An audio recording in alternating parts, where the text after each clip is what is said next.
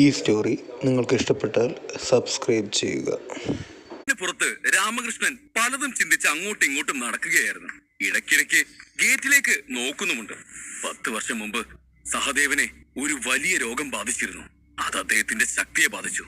അതോടുകൂടെയാണ് അദ്ദേഹത്തെ തലവനാകാനുള്ള യോഗ്യതയുള്ളവരുടെ പട്ടികയിൽ നിന്നും മാറ്റിയതും. തന്റെ നഷ്ടപ്പെട്ട ശക്തി തിരിച്ചെടുക്കാനാവണം സഹദേവൻ ഈ എസ് ലെവൽ അധ്യാപകന്റെ അടുത്തേക്ക് വന്നത്.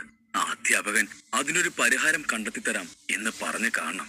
രാമകൃഷ്ണൻ ചിന്തിച്ചു, ഈ അധ്യാപകന് സഹദേവന്റെ പ്രശ്നം പരിഹരിക്കാൻ കഴിഞ്ഞാൽ ഉറപ്പായും എന്റെയും പ്രശ്നം പരിഹരിക്കാനും കഴിയും. അയാൾ കണക്ക് കൂട്ടി. രാജ്യത്തെ മികച്ച ഡോക്ടർമാർക്ക് പോലും ഒന്നും ചെയ്യാൻ പറ്റാത്ത തരത്തിലായിരുന്നു സഹദേവന്റെ അസുഖം. അയാളോട് സംസാരിക്കുന്നതിനിടയിൽ പലതവണ രാമകൃഷ്ണൻ അസുഖത്തെക്കുറിച്ച് ചോദിച്ചിട്ടുണ്ട്. സഹദേവന്റെ രോഗത്തിന് പരിഹാരം കണ്ടെത്താൻ കഴിയാതെ പല ഡോക്ടർമാരും കൈമലർത്തി കാണിച്ചിട്ടുണ്ട് എന്ന് രാമകൃഷ്ണൻ അറിയാം. പെട്ടെന്ന് ഈശാനും സഹദേവനും ആ ബംഗ്ലാവിൽ നിന്നും ഇറങ്ങുന്നത് അയാൾ ശ്രദ്ധിച്ചു. രാമകൃഷ്ണൻ ഓരോന്ന് മനസ്സിലുറപ്പിച്ച് അവരെ നിരീക്ഷിക്കാൻ തുടങ്ങി. സഹദേവനെ സൂക്ഷിച്ചു നോക്കിയ രാമകൃഷ്ണൻ ഒന്ന് ഞെട്ടി. ഇതെങ്ങനെ സഹദേവൻ എങ്ങനെ ഡോൺ 7-ലെത്തി? അയാൾ പിറുപിറുത്തു. ബംഗ്ലാവിന് അകത്തേക്ക് കയറിയപ്പോൾ സഹദേവൻ ഡോൺ 5 ആയിരുന്നു. പിന്നെ എങ്ങനെ അയാൾ 10 മിനിറ്റിനുള്ളിൽ ഡോൺ 7 സ്റ്റേജിലെത്തി? രാമകൃഷ്ണൻ വല്ലാത്ത ആശയക്കുഴപ്പത്തിലായി. അതും എപ്പോഴും ഗൗരവത്തോടെ നടക്കുന്ന സഹദേവൻ പുഞ്ചിരിച്ചുകൊണ്ടായിരുന്നു അവിടെ നിന്നും ഇറങ്ങി വന്നത്. വെറും 10 മിനിറ്റ് കൊണ്ട് ഒരാളിൽ ഇത്രയധികം മാറ്റം സംഭവിക്കൂ? ഒരു എസ് ലെവൽ അധ്യാപകന്റെ ഉപദേശത്തിന് ഒരാളുടെ കഴിവുകളെ മെച്ചപ്പെടുത്താൻ കഴിയുമെന്നത് സത്യമാണ്. പക്ഷേ അതിനും ഒരു പരിധിയില്ലേ? എങ്ങനെയാണ് ഒരാളെ വെറും 10 മിനിറ്റിൽ ഡോൺ 5-ൽ നിന്ന് ഡോൺ 7-ലേക്ക് എത്തിക്കാൻ കഴിയുന്നത്? താൻ ഇതൊക്കെ സ്വപ്നം കാണുകയാണോ? അദ്ദേഹത്തിന് ആലോചിച്ചിട്ട് ഒരെത്തും പിടിയും കിട്ടിയില്ല. രാമകൃഷ്ണൻ ഒന്നുകൂടെ കണ്ണു തിരുമ്മി നോക്കി. പക്ഷേ അയാൾ വീണ്ടും കണ്ടത് ഡോൺ 7 ലെവലിൽ എത്തിയ സഹദേവനെയാണ്. ഇത് സത്യമാണ്, അയാൾ മെല്ലെ പറഞ്ഞു. സഹദേവന് ഇപ്പോഴും തന്റെ ഇന്നർ ബ്രീത്ത് കൺട്രോൾ ചെയ്യാൻ കഴിയാത്തത് കണ്ടപ്പോൾ തന്നെ അദ്ദേഹം ഇപ്പോൾ ഡോൺ 7 സ്റ്റേജിൽ എത്തിയതേ ഉള്ളൂ എന്നത് രാമകൃഷ്ണൻ ഉറപ്പായിരുന്നു. അല്ലെങ്കിൽ ഡോൺ 7 സ്റ്റേജിലൊക്കെ ഉള്ളവർക്ക് അവരുടെ യഥാർത്ഥ ശക്തി എത്രയെന്നുള്ളത് മറ്റുള്ളവരിൽ നിന്നും മറച്ചു വെക്കാൻ സാധിക്കും. എന്നാൽ സഹദേവൻ അത് ചെയ്യാത്തത് കൊണ്ട് തന്നെ അദ്ദേഹം കുറച്ചു മുൻപാണ് ഡോൺ 7 സ്റ്റേജിലേക്ക് എത്തിയത് എന്നുള്ളത് ഉറപ്പായിരുന്നു. എന്നാൽ ഞങ്ങൾ പോവുകയാണ് മോഹൻ എന്ന് പറഞ്ഞ് സഹദേവൻ അവിടെ നിന്നും ഇറങ്ങി. രാമകൃഷ്ണൻ അപ്പോഴും ഞെട്ടൽ വിട്ടുമാറാതെ നിൽക്കുകയായിരുന്നു. അവർ അവിടെ നിന്നും പോകുന്നത് കണ്ടതും താനെന്തിനാ ഇവിടെ നിന്ന് ചിന്തിച്ചു കൂട്ടി സമയം കളയുന്നത്? സഹദേവനോട് പോയി നേരിട്ട് തന്നെ ചോദിച്ചു നോക്കാം എന്ന് ചിന്തിച്ച് അയാൾ സഹദേവന്റെ പിന്നാലെ ഓടിച്ചെന്നു. സഹദേവ എന്ന് വിളിച്ചുകൊണ്ട് രാമകൃഷ്ണൻ അദ്ദേഹത്തിന്റെ അടുത്തേക്ക് ചെന്നു. ആ രാമകൃഷ്ണ, താനോ? സഹദേവൻ പെട്ടെന്ന് തന്നെ ആളെ തിരിച്ചറിഞ്ഞു. അത് കണ്ടതും രാമകൃഷ്ണൻ കുശലം ചോദിച്ചുകൊണ്ട് അദ്ദേഹത്തിന്റെ അടുത്തേക്ക് ചെന്നു. അല്ലടോ, കുറെ നാളായാലോ കണ്ടിട്ട്. താനെന്താ ഇവിടെ? ഓ, ആ ബംഗ്ലാവിൽ വന്നാണോ? അല്ല, അവിടെ ആരാ താമസം? രാമകൃഷ്ണൻ ചോദിച്ചു. ആ അതെ, ഞാൻ ആ ബംഗ്ലാവിലേക്ക് വന്നതായിരുന്നു. അത് എസ് ലെവൽ അധ്യാപകനായ ഇന്ദ്രൻ സാറിന്റേതാണ്. സഹദേവൻ സന്തോഷത്തോടെ പറഞ്ഞു. സഹദേവന്റെ കണ്ണിൽ ഇന്ദ്രനോടുള്ള ബഹുമാനം വ്യക്തമായിരുന്നു. അദ്ദേഹം ശരിക്കും ഒരു എസ് ലെവൽ ടീച്ചറാണോ? രാമകൃഷ്ണൻ വീണ്ടും ചോദിച്ചു. അതെ, അദ്ദേഹം ഒരു എസ് ലെവൽ അധ്യാപകൻ തന്നെയാണ്. അദ്ദേഹത്തിന് അസാമാന്യമായ കഴിവാണുള്ളത്. അദ്ദേഹത്തിന്റെ എന്തെങ്കിലും സഹായം രാമകൃഷ്ണന് വേണമെങ്കിൽ തനിക്ക് അദ്ദേഹത്തിനോട് പോയി സഹായം ചോദിക്കാം. പക്ഷേ അദ്ദേഹം മറ്റൊരു നാട്ടിൽ നിന്നും ഇവിടേക്ക് വിശ്രമത്തിന് വേണ്ടിയാണ് വന്നത്. അതുകൊണ്ട് അദ്ദേഹത്തെ ആവശ്യമില്ലാതെ ശല്യപ്പെടുത്താതെ ഇരിക്കുന്നതാവും നല്ലത്. സഹദേവൻ പറഞ്ഞു. ശല്യപ്പെടുത്തരുതെന്നോ? രാമകൃഷ്ണൻ ആശ്ചര്യത്തോടെ ചോദിച്ചു. രാമകൃഷ്ണൻ സമൂഹത്തിൽ ഒരു ഉയർന്ന സ്ഥാനമുള്ള ഒരാളാണെങ്കിലും ഒരു എസ് ലെവൽ അധ്യാപകനെ ശല്യപ്പെടുത്താൻ മാത്രം അയാൾ ധൈര്യപ്പെട്ടില്ല. അതോർത്ത് വിഷമിക്കണ്ട. നിനക്ക് ഇന്ദ്രൻ സാറിനെ പോയി കാണണമെങ്കിൽ പോയി കാണാം. പക്ഷേ കാണുന്നതിന് മുമ്പ് അദ്ദേഹത്തിന് 3 ലക്ഷം രൂപ കൊടുക്കണം. നിങ്ങളുടെ സംശയങ്ങൾക്ക് ഉത്തരം ലഭിച്ചാലും ഇല്ലെങ്കിലും ആ പണം നിങ്ങൾക്ക് തിരികെ ലഭിക്കില്ല. സഹദേവൻ രാമകൃഷ്ണനോട് പറഞ്ഞു. പിന്നെ മോഹൻ പറഞ്ഞതോർത്ത് സഹദേവൻ തുടർന്ന് പറഞ്ഞു. അദ്ദേഹത്തിന് പണത്തിനോടൊന്നും യാതൊരു ആർത്തിയുമില്ല, അതിന്റെ ആവശ്യമില്ല. എന്നിട്ടും അദ്ദേഹം ഇങ്ങനൊരു ആവശ്യം മുന്നോട്ട് വെച്ചത് തന്നെ അദ്ദേഹത്തെ കാണാൻ വരുന്ന ആളുകളുടെ എണ്ണത്തിൽ ഒരു കുറവ് വരുത്താൻ വേണ്ടിയാണ്. സഹദേവൻ വീണ്ടും ഇന്ദ്രനെ കുറിച്ച് രാമകൃഷ്ണന്റെ അടുത്ത് വാ തോരാതെ സംസാരിച്ചു. അതെല്ലാം പറയുന്നതിനിടയിൽ സഹദേവന് പോലും ഒരു എസ് ലെവൽ ടീച്ചറിനുള്ള അധികാരത്തെ കുറിച്ച് ഓർത്ത് അസൂയ തോന്നാതിരുന്നില്ല. ഓ അത് ശരി, പണം നൽകിയാൽ തന്റെ പ്രശ്നത്തിനൊരു പരിഹാരം ഉണ്ടാകുമെന്ന് കരുതി രാമകൃഷ്ണൻ ആശ്വാസത്തോടെ നെടുവീർപ്പെട്ടു. 3 ലക്ഷം എന്നത് ഒരു വലിയ തുകയാണെങ്കിൽ പോലും ഒരു ബ്ലാക്ക് സ്മിത്ത്, അതും ഗിൽഡിന്റെ തലവനായ ബ്ലാക്ക് സ്മിത്ത് എന്ന നിലയിൽ അദ്ദേഹത്തിന് ഈ തുക വലിയ പ്രശ്നമായിരുന്നില്ല. താങ്ക്സ് സഹദേവ, എനിക്ക് ഇതിനെക്കുറിച്ചെല്ലാം വിശദമായി പറഞ്ഞു തന്നതിന് ഒരുപാട് നന്ദി എന്ന് പറഞ്ഞ് രാമകൃഷ്ണൻ ബംഗ്ലാവിലേക്ക് നടന്നു. ബംഗ്ലാവ് പുറമേ നിന്ന് കാണാൻ അത്ര ആഡംബരമുള്ളതായിരുന്നില്ല. സഹദേവൻ അത്രയും ആത്മവിശ്വാസത്തോടെ രാമകൃഷ്ണനോട് അവിടെ താമസിക്കുന്നത് ഒരു എസ് ലെവൽ അധ്യാപകനാണെന്ന് പറഞ്ഞില്ലായിരുന്നുവെങ്കിൽ രാമകൃഷ്ണൻ അതൊരിക്കലും വിശ്വസിക്കില്ലായിരുന്നു. പക്ഷേ സഹദേവനിൽ വന്ന മാറ്റവും അയാൾ ഒറ്റയടിക്ക് ഡോൺ 5-ൽ നിന്നും ഡോൺ 7-ലേക്ക് എത്തിയതുമെല്ലാം രാമകൃഷ്ണൻ തന്റെ കണ്ണുകൾ കൊണ്ട് തന്നെ കണ്ടതാണ്. അങ്ങനെയുള്ളപ്പോൾ നേരിൽ കണ്ട സത്യത്തെ വിശ്വസിക്കാതിരിക്കാനും അദ്ദേഹത്തിന് കഴിയില്ലല്ലോ. അതുകൊണ്ട് തന്നെ തന്റെ പ്രശ്നത്തിനും ഒരു പരിഹാരം ഉണ്ടാക്കാൻ കഴിയുമെന്ന ചിന്തയിൽ രാമകൃഷ്ണൻ ആ ബംഗ്ലാവിലേക്ക് ചെന്നു. അദ്ദേഹം 3 ലക്ഷം രൂപ പണം കെട്ടിവെച്ചതും മോഹൻ അയാളെ ബംഗ്ലാവിനുള്ളിലേക്ക് കടത്തിവിട്ടു. അവിടെയുള്ള ഒരു പ്രത്യേക മുറിയിലേക്കാണ് അയാളെ കൊണ്ടുപോയത്. ആ മുറിയിൽ മധ്യവയസ്കനായ ഒരാൾ ഇരിക്കുന്നുണ്ടായിരുന്നു. അയാളുടെ സാന്നിധ്യം ആർക്കും അറിയാൻ കഴിയാത്തതായിരുന്നു. അദ്ദേഹത്തെ നേരിൽ കണ്ടില്ല എന്നുണ്ടെങ്കിൽ അവിടെ അങ്ങനെ ഒരാൾ ഉണ്ടെന്നുള്ളത് പോലും ആർക്കും തന്നെ അറിയാൻ സാധിക്കില്ല. വാവ്, അപ്പോ ഇതാണ് സഹദേവൻ പറഞ്ഞ എസ് ലെവൽ അധ്യാപകൻ. രാമകൃഷ്ണൻ മനസ്സിൽ പറഞ്ഞു. അധ്യായം 128. അധികമായാൽ അമൃതും വിഷം. മോഹൻ രാമകൃഷ്ണനെ കൂട്ടി ബംഗ്ലാവിലെ ഒരു മുറിയിലേക്ക് പോയി. ആ മുറിയിലെത്തിയ രാമകൃഷ്ണൻ കണ്ടത് ആ മുറിയുടെ നടുവിലായിരിക്കുന്ന ഒരു മധ്യവയസ്കനെയാണ്. അദ്ദേഹത്തെ കണ്ടതും രാമകൃഷ്ണന് ഒരു കാര്യം മനസ്സിലായി. നേരിൽ കാണാതെ തന്റെ മുന്നിൽ നിൽക്കുന്ന ആ എസ് ലെവൽ അധ്യാപകന്റെ സാന്നിധ്യം ആർക്കും മനസ്സിലാക്കാൻ കഴിയില്ല. അത് അദ്ദേഹത്തെ വല്ലാതെ അത്ഭുതപ്പെടുത്തി. വാവ്, അയാൾ ആശ്ചര്യത്തോടെ മനസ്സിൽ പറഞ്ഞുപോയി. രാമകൃഷ്ണൻ ഒരു ഡോൺ 7 സ്റ്റേജിലെ യോദ്ധാവാണ്. അതുകൊണ്ട് തന്നെ അദ്ദേഹത്തിന് പെട്ടെന്ന് തന്നെ ആളുകളെ കാണാതെ അവരുടെ സാന്നിധ്യവും മനസ്സിലാക്കാൻ കഴിയുമായിരുന്നു. എന്നിട്ടും അദ്ദേഹത്തിന് ഇന്ദ്രന്റെ സാന്നിധ്യം അറിയാൻ കഴിഞ്ഞില്ലെങ്കിൽ അതിന് ആകെ 2 കാരണങ്ങളാണുള്ളത്. ഒന്ന്, ആ വ്യക്തിയുടെ ഡോൺ ലെവൽ രാമകൃഷ്ണനേക്കാൾ ഉയർന്നതാണ്. 2, ആ വ്യക്തിയുടെ ഓറ വളരെ ശുദ്ധമായതാണ്. ഇവ രണ്ടിൽ ഏതാണെങ്കിലും ഒരു കാര്യം വ്യക്തമായിരുന്നു. അത് മറ്റൊന്നുമല്ല, രാമകൃഷ്ണന് മുന്നിലുള്ള വ്യക്തി അദ്ദേഹത്തെക്കാൾ ശക്തനാണ്. അതുകൊണ്ട് തന്നെ അദ്ദേഹം ഒരു യഥാർത്ഥ എസ് ലെവൽ അധ്യാപകനാണെന്ന് രാമകൃഷ്ണൻ വിശ്വസിച്ചു.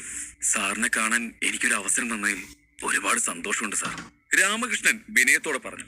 അയാൾ തന്റെ ഉയർന്ന സ്ഥാനത്തെ മറന്നുകൊണ്ട് ചേതന്റെ മുന്നിൽ കൈകൂപ്പി വണങ്ങി നിന്നു. മോഹൻ പറഞ്ഞിരുന്നു നിങ്ങളൊരു ബ്ലാക്ക് സ്മിത്ത് ആണെന്ന്. ചേതൻ അയാൾക്ക് നേരെ മെല്ലെ പുഞ്ചിരിച്ചുകൊണ്ട് പറഞ്ഞു. ആൽക്കെമിസ്റ്റുകളെ പോലെ തന്നെ ഈ ലോകത്തിൽ വളരെയധികം ബഹുമാനം ലഭിക്കുന്ന 9 ഉയർന്ന ജോലികളിൽ ഒന്നായിരുന്നു ബ്ലാക്ക് സ്മിത്ത്. അതുകൊണ്ടാണ് രാമകൃഷ്ണനെ പോലെയുള്ളവരെ ജനങ്ങൾ വല്ലാതെ ബഹുമാനിച്ചിരുന്നത്. ഇത്രയും ശക്തനായ ഒരു വ്യക്തി തന്നെ തേടിയെത്തുമെന്ന് ചേതൻ സ്വപ്നത്തിൽ പോലും കരുതിയിരുന്നില്ല. അതെ, ഞാനൊരു ബ്ലാക്ക് സ്മിത്ത് ആണ്, രാമകൃഷ്ണൻ പറഞ്ഞു. പറയൂ, എന്താണ് നിങ്ങളുടെ സംശയം? എന്തിനെക്കുറിച്ചുള്ള ഉപദേശം തേടിയാണ് നിങ്ങൾ ഇവിടേക്ക് വന്നത്? ചേതൻ അയാളോട് ചോദിച്ചു.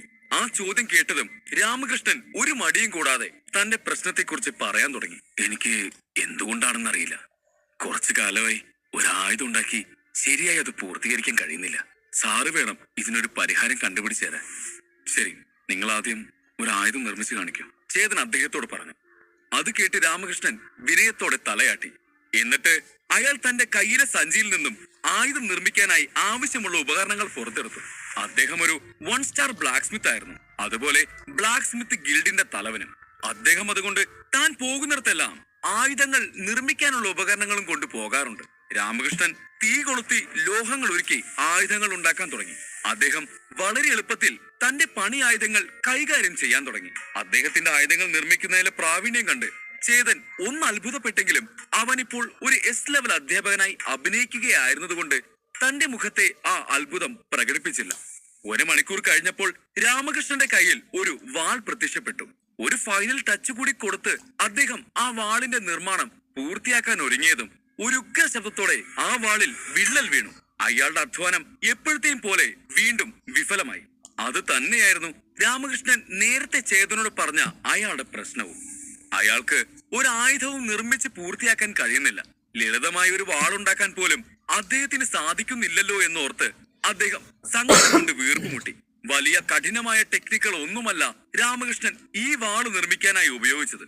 എന്നിട്ടും അദ്ദേഹത്തിന് അത് വൃത്തിയായി പൂർത്തിയാക്കാൻ കഴിഞ്ഞില്ല. എന്തുകൊണ്ടാണ് തനിക്ക് ഇങ്ങനെ സംഭവിക്കുന്നതെന്ന് അറിയാൻ രാമകൃഷ്ണൻ ചേതനെ നേരെ തിരിഞ്ഞു. സാർ, ദാ കണ്ടില്ലേ, ഇതാണ് എന്റെ പ്രശ്നം. സാർ ദയവായി എന്നെ സഹായിക്കണം. നിങ്ങളുടെ പ്രശ്നത്തിന്റെ കാരണം അറിയാൻ നിങ്ങൾക്ക് ശരിക്കും ആഗ്രഹമുണ്ടോ? ചേതൻ അദ്ദേഹത്തോട് ചോദിച്ചു. എന്നിട്ട് അദ്ദേഹത്തിന്റെ അടുത്തേക്ക് ചെന്ന് ആ വാളിലേക്ക് നോക്കിക്കൊണ്ട് പറഞ്ഞു, എന്റെ ഊഹം ശരിയാണെങ്കിൽ നിങ്ങൾക്ക് അധികമായി ഭക്ഷണം കഴിക്കുന്ന ശീലമുണ്ട്. ഇയാൾ ഇതെന്തായി പറയുന്നത്? രാമകൃഷ്ണൻ മനസ്സിൽ പറഞ്ഞു. അയാൾക്ക് ചേതൻ പറഞ്ഞത് കേട്ട് ദേഷ്യം വന്നു. ഒരു ഉയർന്ന നിലയിൽ അധ്യാപകനാണെന്ന് കരുതി എന്തും പറയാമെന്നാണോ? ഭക്ഷണം എത്ര കഴിക്കുന്നുണ്ടെന്നൊക്കെ ഇവിടെ പറയേണ്ട എന്ത് കാര്യമാണ് അദ്ദേഹത്തിനുള്ളത് എന്ന് ചിന്തിച്ചുകൊണ്ട് അയാൾ ചേതനെ ദേഷ്യത്തോടെ നോക്കി. രാമകൃഷ്ണൻ ബ്ലാക്ക് സ്മിത്ത് ഗിൽഡിന്റെ തലവനാണ്. അയാൾക്ക് ജനങ്ങളിൽ നിന്നും അതിനനുസരിച്ച് ബഹുമാനവും ലഭിക്കാറുണ്ട്. അങ്ങനെയുള്ള അദ്ദേഹത്തെ നാണം കെടുത്തുന്നത് പോലെ ചേതൻ സംസാരിച്ചത് അദ്ദേഹത്തിന് അംഗീകരിക്കാൻ കഴിഞ്ഞില്ല. ആരെങ്കിലും ഉപദേശം ചോദിച്ചു വന്നാൽ ആ ഉപദേശം നൽകുന്നതിന് പകരം ഇന്ദ്രൻ സാർ അവരെ അപമാനിക്കാൻ ശ്രമിക്കുകയാണെന്ന് അദ്ദേഹം കരുതി. ഓ, തുടങ്ങിയോ? സാറിന് സ്ഥിരം നമ്പർ തന്നെയാണല്ലോ ഇത്തവണ ഇറക്കിയത്. മോഹൻ തന്റെ സാർ വീണ്ടും നേരെ പറയേണ്ട കാര്യം വളഞ്ഞ വഴിക്ക് പറഞ്ഞ് ആളുകളെ കുഴപ്പിക്കുകയാണെന്ന് മനസ്സിലാക്കി. ഇതിനു മുമ്പ് 2 തവണ ഇതുപോലെയുള്ള സാഹചര്യത്തിലൂടെ മോഹൻ കടന്നു പോയിരുന്നത് കൊണ്ട് അയാൾക്ക് ഇത് കണ്ട് വലിയ അത്ഭുതമൊന്നും തോന്നിയില്ല. സത്യം പറഞ്ഞാൽ തന്റെ സാറിന്റെ ചില നേരത്തെ സംസാരം കാണുമ്പോൾ മോഹന് തന്നെ സ്വയം തലയ്ക്കടിക്കാൻ തോന്നാറുണ്ട്. ഇന്ദ്രൻ സാർ പറയുന്നതിന് പിന്നിൽ എന്തെങ്കിലും കാരണമുണ്ടാകുമെന്നത് ഉറപ്പാണ്. എന്നാൽ അത് ഇങ്ങനെ മറ്റുള്ളവരെ ചൊടിപ്പിക്കുന്ന വിധം വിളിച്ചു പറയുന്നത് ശരിയാണോ? ഒരു ബ്ലാക്ക് സ്മിത്തിനോട് ശരിയായി സംസാരിക്കാൻ ശ്രമിക്കാത്തതിൽ മോഹന് അതൃപ്തി ഉണ്ടായിരുന്നു. ഇന്ദ്രൻ ഇപ്പോൾ പറഞ്ഞതുപോലുള്ള വാക്കുകൾ കേട്ടാൽ ഒരു സാധാരണക്കാരൻ പോലും അദ്ദേഹത്തിന്റെ ശത്രുവായി മാറും. അപ്പോൾ പിന്നെ ഇതുപോലെയുള്ള വലിയ വലിയ ആളുകളുടെ കാര്യം പറയാനുണ്ടോ? അതുമല്ല, രാമകൃഷ്ണൻ ഇവിടെ വന്നത് തനിക്ക് ആയുധങ്ങൾ ഉണ്ടാക്കാൻ ശ്രമിക്കുമ്പോൾ എന്തുകൊണ്ടാണ് ഈ ബുദ്ധിമുട്ട് അനുഭവപ്പെടുന്നത് എന്നറിയാനാണ്. അപ്പോൾ അയാളോട് എന്തിനാണ് ഇങ്ങനെയൊക്കെ പറയുന്നത് എന്ന് മോഹൻ ചിന്തിച്ചു. രാമകൃഷ്ണൻ വല്ലാത്ത ദേഷ്യത്തിലായിരുന്നു. തന്റെ പ്രശ്നവും താൻ ഭക്ഷണം കഴിക്കുന്ന രീതിയും തമ്മിൽ എന്ത് ബന്ധം? തന്റെ സംശയങ്ങൾക്കുള്ള ഉത്തരം അറിയാമെങ്കിൽ അത് പറയണം. അഥവാ അറിയില്ലെങ്കിൽ അതറിയില്ലെന്ന് പറയണം. അതിനു പകരം തന്നെ ഇങ്ങനെ അപമാനിക്കാൻ ശ്രമിക്കുന്നത് വെറും അഹങ്കാരമാണെന്ന് രാമകൃഷ്ണൻ കരുതി. ഭക്ഷണത്തിന് ആയുധങ്ങളുമായി യാതൊരു ബന്ധവുമില്ല. ഇവ രണ്ടും ബന്ധിപ്പിക്കുന്ന ഒരേ ഒരു കാര്യമേ ഉണ്ടായിരുന്നുള്ളൂ. അതാണ് ശക്തി. അതായത് ഒരാൾ ശരിയായി ഭക്ഷണം കഴിക്കുന്നില്ലെങ്കിൽ അയാൾ ദുർബലനാകും. അയാൾക്ക് ആയുധം ഉയർത്താൻ പോലും കഴിയില്ല. പക്ഷേ ഇത് സംഭവിക്കുന്നത് ഭക്ഷണം കഴിക്കാതെ ആകുമ്പോഴാണ്. എന്നാൽ അമിതമായി ഭക്ഷണം കഴിക്കുന്നതിൽ എന്താണ് പ്രശ്നം എന്ന് ചിന്തിച്ചുകൊണ്ട് രാമകൃഷ്ണൻ ചേതനെ രൂക്ഷമായി നോക്കി. ഇത്രയും ശക്തനായ ഒരു പണക്കാരൻ അമിതമായ ഭക്ഷണം കഴിക്കുന്നതിൽ എന്താണ് തെറ്റെന്ന് മോഹനും ചിന്തിക്കാതിരുന്നില്ല. രാമകൃഷ്ണന്റെ മുഖത്ത് ദേഷ്യം വരുന്നത് കണ്ട് ചേതൻ മെല്ലെ പുഞ്ചിരിച്ചുകൊണ്ട് പറഞ്ഞു, ഞാൻ പറയുന്നത് കേട്ട് ഇങ്ങനെ ചൂടാവാതെ. പൂർണ്ണമായി പറയുന്നത് കേൾക്കാതെ ദേഷ്യപ്പെടുന്നത് നിങ്ങളുടെ ജോലിക്ക് ചേർന്ന കാര്യമല്ല. കാര്യം വഷളാകുന്നത് മനസ്സിലാക്കി ചേതൻ അദ്ദേഹത്തെ ഒന്ന് ശാന്തമാക്കാൻ ശ്രമിച്ചു. എന്നിട്ട് പുഞ്ചിരിച്ചുകൊണ്ട് ചോദിച്ചു, എന്റെ വാക്കുകള് നിങ്ങൾ തെറ്റായി ഉൾക്കൊണ്ടത് എന്റെ കുറ്റമല്ല. ഞാൻ ചോദിക്കുന്ന കാര്യങ്ങൾക്ക് മാത്രം നിങ്ങൾ മറുപടി പറയാം. നിങ്ങൾ ദിവസവും ചെമ്മീൻ കഴിക്കാറുണ്ടോ? അതെ സാർ, ദിവസവും ചെമ്മീൻ കഴിക്കുന്നതിന് എന്തെങ്കിലും പ്രശ്നമുണ്ടോ? രാമകൃഷ്ണൻ സംശയത്തോടെ ചോദിച്ചു. ഇന്ദ്രൻ എന്താണ് പറയാൻ ഉദ്ദേശിക്കുന്നതെന്ന് അയാൾക്ക് ഇപ്പോഴും മനസ്സിലായില്ല. സൺക്രസ്റ്റ് തടാകത്തിലെ പ്രത്യേക ഇനം ചെമ്മീനാണ് അയാൾ കഴിക്കാറുള്ളത്. ഇത് വളരെ രുചികരമായ ഒന്നാണ്. രാജ്യത്തെ സമ്പന്നർ കഴിക്കാൻ ഏറെ ഇഷ്ടപ്പെടുന്ന വിഭവമാണിത്. രാമകൃഷ്ണൻ ഈ ചെമ്മീൻ കഴിക്കാൻ തുടങ്ങിയിട്ട് വർഷങ്ങളായി. എന്നാൽ ഇത്തരമൊരു പ്രശ്നം അദ്ദേഹം അന്നൊന്നും നേരിടേണ്ടി വന്നിട്ടില്ല. അങ്ങനെയുള്ളപ്പോൾ ഇപ്പോൾ തനിക്ക് ആയുധങ്ങൾ നിർമ്മിക്കാൻ കഴിയാത്തതും ചെമ്മീൻ കഴിക്കുന്നതും തമ്മിൽ എന്തു ബന്ധം എന്ന് രാമകൃഷ്ണൻ ചിന്തിച്ചു. ഈ ചെമ്മീനെല്ലാം ഒരിടത്തു നിന്നാണോ വാങ്ങിയത്? അതെ സാർ, രാമകൃഷ്ണൻ മറുപടി കൊടുത്തു. രാമകൃഷ്ണന്റെ ഉള്ളിൽ ചെറിയൊരു സംശയം മുള പൊട്ടിയിരുന്നു. ഈ ഇന്ദ്രൻ സാർ ഇതൊക്കെ എങ്ങനെ കൃത്യമായി മനസ്സിലാക്കി? കുറച്ചു ദിവസങ്ങൾക്ക് മുൻപാണ് രാമകൃഷ്ണൻ ഒരിടത്തു നിന്നും ഒറ്റയടിക്ക് ധാരാളം ചെമ്മീനുകളെ ജീവനോടെ വാങ്ങിയത്. 2 സഞ്ചികളിലായി അതിൽ ആയിരക്കണക്കിന് ചെമ്മീനുകൾ ഉണ്ടായിരുന്നു. അവയെ വെച്ച് അദ്ദേഹം സ്വന്തം വീട്ടിലെ കുളത്തിൽ ചെമ്മീൻ കൃഷി തുടങ്ങി. അവ ഫ്രഷ് ആയതുകൊണ്ട് തന്നെ ആ ചെമ്മീനുകൾക്ക് ഒരു കുഴപ്പവുമില്ലെന്ന് രാമകൃഷ്ണന് നന്നായി അറിയാമായിരുന്നു. അത് കഴിച്ചിട്ടും അദ്ദേഹത്തിന്റെ ശരീരത്തിന് യാതൊരു കുഴപ്പവും ഉണ്ടായിട്ടില്ല. വയറുവേദനയോ മറ്റ് അസുഖങ്ങളോ ഒന്നും അദ്ദേഹത്തെ ആ ചെമ്മീൻ കഴിച്ചത് കൊണ്ട് ബാധിച്ചിട്ടില്ല. അപ്പോൾ പിന്നെ ഇതിനും ആയുധങ്ങൾ നിർമ്മിക്കുന്നതും തമ്മിൽ എന്ത് ബന്ധം? രാമകൃഷ്ണൻ നെറ്റി ചുളിച്ചുകൊണ്ട് ആലോചിച്ചു. അധികം ചിന്തിച്ച് തലവെക്കണ്ട, ചേതൻ ചിരിച്ചുകൊണ്ട് പറഞ്ഞു. എന്നിട്ട് അദ്ദേഹത്തോട് ചോദിച്ചു, ഈ ചെമ്മീനുകള് പെറ്റുപെരുകുന്ന സമയം എപ്പോഴാണെന്നറിയാമോ? ഞാനെന്താ ചെമ്മീനിന്റെ പേരെടുക്കാൻ നടക്കുമായിരുന്നോ ഇതൊക്കെ അറിയാൻ? രാമകൃഷ്ണൻ ചിന്തിച്ചു. രാമകൃഷ്ണൻ ചെമ്മീൻ കഴിക്കും എന്ന് കരുതി അത് ജനിക്കുന്നത് എപ്പോഴാ മരിക്കുന്നത് എപ്പോഴാ എന്നൊക്കെ അയാൾ അറിഞ്ഞിരിക്കേണ്ട ആവശ്യമുണ്ട് എന്ന് മോഹന് ചിന്തിച്ചു. എന്നിട്ട് അയാൾ തന്റെ സാറിനോട് പറഞ്ഞു, എനിക്കറിയാം സാർ. രാമകൃഷ്ണനോട് സംസാരിച്ചു കൊണ്ടിരുന്ന ചേതൻ അത് കേട്ട് മോഹനെ നോക്കി. പറയൂ. ചേതൻ തലയാട്ടിക്കൊണ്ട് മോഹനോട് സംസാരിക്കാനായി പറഞ്ഞു. സാധാരണയായി വേനൽക്കാലത്തിന്റെ അവസാനത്തിലാണ് ചെമ്മീൻ പ്രസവിക്കുന്നത്, അതായത് ശരത്കാലത്തിൽ. ഇപ്പോ ആ സീസണാണ്, മോഹൻ പറഞ്ഞു. മോഹൻ വർഷങ്ങളായി മാർക്കറ്റിൽ ജോലി ചെയ്ത് വരികയായിരുന്നു. ഈ ചെമ്മീനുകൾ ഒരിക്കലും വാങ്ങിയിട്ടില്ലെങ്കിലും ഈ കാര്യങ്ങൾ അവൻ പലപ്പോഴും കേട്ടിട്ടുണ്ട്. അതുകൊണ്ട് തന്നെ അതിനെപ്പറ്റി തനിക്കറിയാവുന്ന കാര്യങ്ങൾ മോഹൻ പറഞ്ഞു. ശരിയാണ്, ഇപ്പോൾ ഈ സീസണാണ്, ചേതൻ പറഞ്ഞു. മാജിക് സ്കൂളിൽ പുതിയ അധ്യയന വർഷം ആരംഭിച്ചിട്ട് കുറച്ച് നാളായി. ശരത്കാലവും അതേ സമയം തന്നെയാണ് ആരംഭിച്ചത്. കൂടാതെ ഈ സീസണിലാണ് ചെമ്മീനുകൾ പെറ്റുപെരുങ്ങുന്നത്. മോഹന്റെ സംസാരം കേട്ടിട്ടും രാമകൃഷ്ണന് ഒന്നും മനസ്സിലായില്ല. എന്താണ് സംഭവിക്കുന്നത് എന്ന് ആലോചിച്ച് അദ്ദേഹം ആകെ ആശയക്കുഴപ്പത്തിലായി. എന്തുകൊണ്ടാണ് തനിക്ക് ആയുധം നിർമ്മിക്കാൻ കഴിയാത്തത് എന്നറിയാനാണ് അദ്ദേഹം ഇവിടെ എത്തിയത്. പക്ഷേ തന്റെ ചോദ്യത്തിന് ഉത്തരം തരുന്നതിന് പകരം ഇന്ദ്രൻ സാർ അദ്ദേഹത്തിന് ബയോളജി ക്ലാസ് എടുക്കുമെന്ന് അദ്ദേഹം കരുതിയില്ല. ഇതും താനുമായി എന്ത് ബന്ധമെന്നോർത്ത് അദ്ദേഹം തല ചൊറഞ്ഞു. അധികം ചിന്തിച്ച് ആശയക്കുഴപ്പത്തിലാവണ്ട. ഞാൻ പറഞ്ഞു വരുന്നതും നിങ്ങൾ ആയുധം നിർമ്മിക്കുന്നതുമായി തീർച്ചയായും ബന്ധമുണ്ട്, ചേതൻ പറഞ്ഞു. അത് കേട്ട് രാമകൃഷ്ണൻ ഒന്നും മനസ്സിലാവാതെ അവനെ നോക്കി. ചേതൻ തുടർന്ന് സംസാരിച്ചു. ഈ ചെമ്മീനുകളെല്ലാം നെഗറ്റീവ് എനർജിയുള്ള ഭക്ഷണമാണ്. നിങ്ങളിത് അമിതമായി കഴിച്ചാൽ അത് മനുഷ്യ ശരീരത്തിലെ പോസിറ്റീവ് എനർജി കുറയ്ക്കും. എന്നാൽ നിങ്ങൾ മിതമായ നിരക്കിലാണ് കഴിക്കുന്നതെങ്കിൽ അതിന്റെ എഫക്റ്റ് അത്ര ഉണ്ടാകില്ല. ചിലപ്പോ അതൊട്ടും തന്നെ നിങ്ങളെ ബാധിച്ചെന്നും ഇരിക്കില്ല. പൊതുവെ ഇത് മനുഷ്യ ശരീരത്തെ വളരെയധികം ബാധിക്കാറില്ല. എന്നാൽ ശരത്കാലത്തിൽ ഇവയുടെ എനർജി വളരെ വ്യത്യസ്തമായിരിക്കും. ചെമ്മീൻ അതിന്റെ എല്ലാ ഊർജവും പോഷകങ്ങളും അവയുടെ കുഞ്ഞുങ്ങൾക്ക് കൈമാറുന്നു. അതുകൊണ്ട് മാതൃശരീരം ദുർബലമായി മാറും. ആ സമയത്ത് ശരീരം ഒരു ദ്രാവകം പുറപ്പെടുവിക്കും. ആ ദ്രാവകം ഒരുപാട് നിങ്ങളുടെ ഉള്ളിലേക്ക് ചെന്നാൽ നിങ്ങളുടെ മനസ്സ് തളർന്നു പോകും. ഇത്രയും പറഞ്ഞു നിർത്തി ചേതൻ ഒന്ന് രാമകൃഷ്ണനെ നോക്കി. നിങ്ങൾക്ക് നിങ്ങളുടെ മനസ്സിനെ നിയന്ത്രിക്കാൻ ബുദ്ധിമുട്ട് അനുഭവപ്പെടാറില്ലേ? ചിലപ്പോ വല്ലാത്ത ദേഷ്യവും ക്ഷീണവും തോന്നാറില്ലേ? ദിവസം മുഴുവനും ഒരായുധം പോലും ഇതുമൂലം നിർമ്മിക്കാൻ പറ്റാത്ത അവസ്ഥ നിങ്ങൾക്കില്ലേ? ചേതൻ രാമകൃഷ്ണനെ നോക്കി പുരികം ഉയർത്തിക്കൊണ്ട് ചോദിച്ചു. മരുന്നോ ആയുധ നിർമ്മാണമോ ആകട്ടെ, ഏത് പ്രവൃത്തി ചെയ്യുമ്പോഴും ശാന്തത പാലിക്കേണ്ടത് പ്രധാനമാണ്. സ്ഥിരതയില്ലാതെ ഒരു ജോലിയും പൂർത്തിയാക്കാനാവില്ല. അത് ചെയ്ത് തീർക്കാൻ കഴിഞ്ഞാലും അതിന്റെ ഗുണനിലവാരം കുറയുമായിരുന്നു. ഞാൻ വളർത്തിയ ചെമ്മീൻ കൊണ്ടാണോ ഈ പ്രശ്നം? രാമകൃഷ്ണൻ ഞെട്ടലോടെ ചോദിച്ചു. അദ്ദേഹം രണ്ടടി പിന്നോട്ട് വെച്ചു. ഈ ദിവസങ്ങളിൽ അദ്ദേഹത്തിന് ശ്രദ്ധ കേന്ദ്രീകരിക്കാൻ സാധിച്ചിരുന്നില്ല എന്നതാണ് സത്യം. പകൽ സമയത്ത് സമാധാനമായി ഉറങ്ങാൻ പോലും അദ്ദേഹത്തിന് ബുദ്ധിമുട്ടായിരുന്നു. സ്വയം ശാന്തനാവാൻ പല രീതികളും പരീക്ഷിച്ചുവെങ്കിലും അവയൊന്നും വിജയിച്ചില്ല. ആ ചെമ്മീൻ കാരണം ഇങ്ങനെയൊക്കെ സംഭവിക്കുമെന്ന് അദ്ദേഹത്തിന് അറിയില്ലായിരുന്നു. ഇന്ദ്രൻ സാർ ഇപ്പോൾ അദ്ദേഹത്തിനോട് ഇത് പറഞ്ഞില്ലായിരുന്നുവെങ്കിൽ അദ്ദേഹം ഒരിക്കലും ഈ കാര്യം അറിയുമായിരുന്നില്ല. അദ്ദേഹം ചെമ്മീൻ കഴിച്ച് തന്റെ മനോനില മോശമാക്കിക്കൊണ്ടിരിക്കുമായിരുന്നു.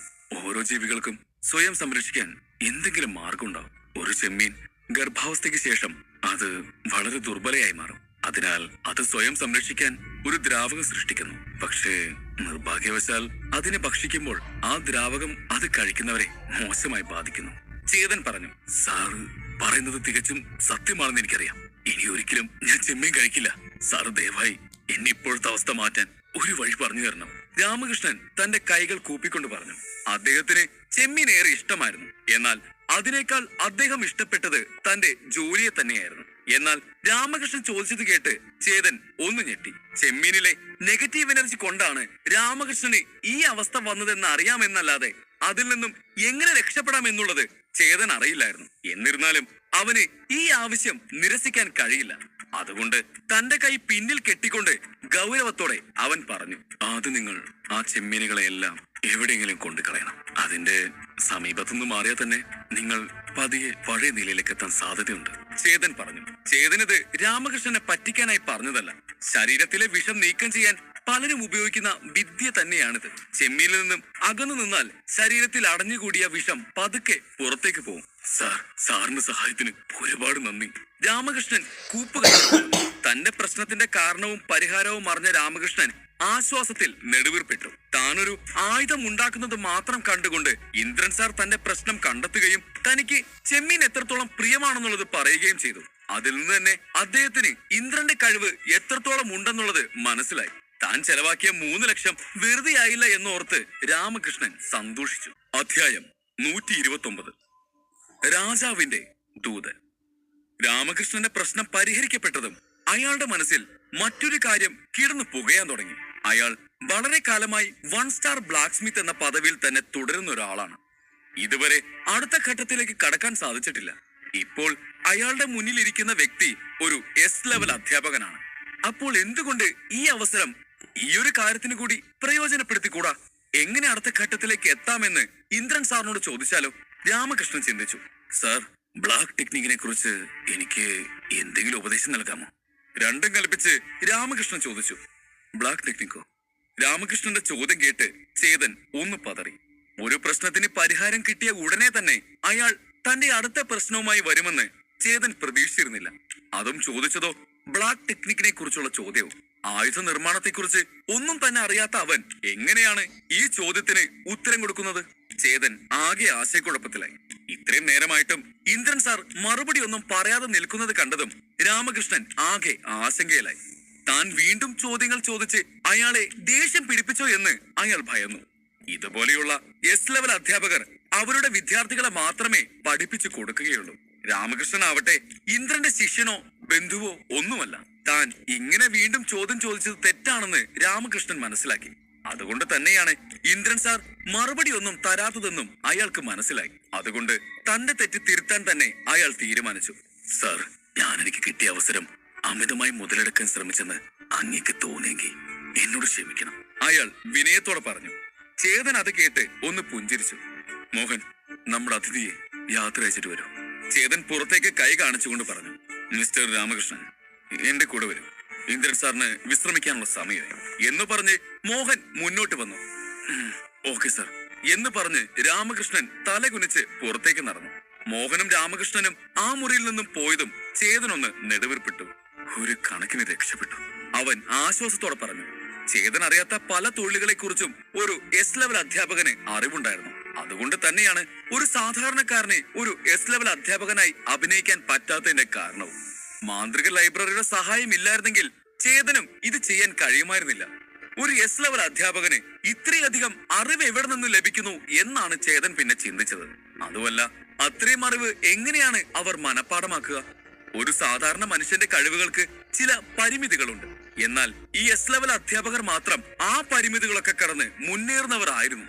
കഴിഞ്ഞ തവണ ആൽക്കിമിസ്റ്റ് ആകാനുള്ള പരീക്ഷ എഴുതിയതോടെ ചേതന് ഓരോ ജോലിയിൽ എത്തിച്ചേരാനും എത്രമാത്രം അറിവും വിവരവും വേണം എന്നുള്ളതിന്റെ ഒരു ഏകദേശ ധാരണ ലഭിച്ചിരുന്നു.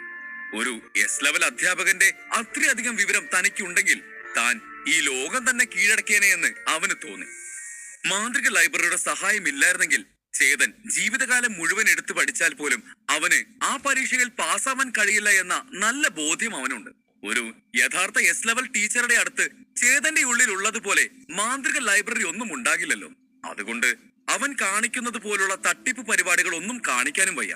എന്തായാലും ഞാൻ കൂടുതൽ പുസ്തകങ്ങൾ വായിച്ചേ മതിയാവും. എന്നാൽ മാത്രമേ മാന്ത്രിക ലൈബ്രറിയിലെ വിവരങ്ങളും വർദ്ധിപ്പിക്കാൻ കഴിയൂ. എന്തൊക്കെ പറഞ്ഞാലും അവന്റെ ഉള്ളിലെ ലൈബ്രറിക്ക് അവനെ സഹായിക്കാൻ കഴിയുമെങ്കിൽ അവനായി തന്നെ കൂടുതൽ പുസ്തകങ്ങൾ കണ്ടെത്തി അതിലെ വിവരങ്ങൾ അതിൽ കോപ്പി ചെയ്തേ മതിയാകും. ഈ ചെറിയ നാട്ടിൽ നാടകം കളിച്ച് ചേതന് ജനങ്ങളെ വിഡ്ഢികളാക്കാൻ സാധിച്ചു.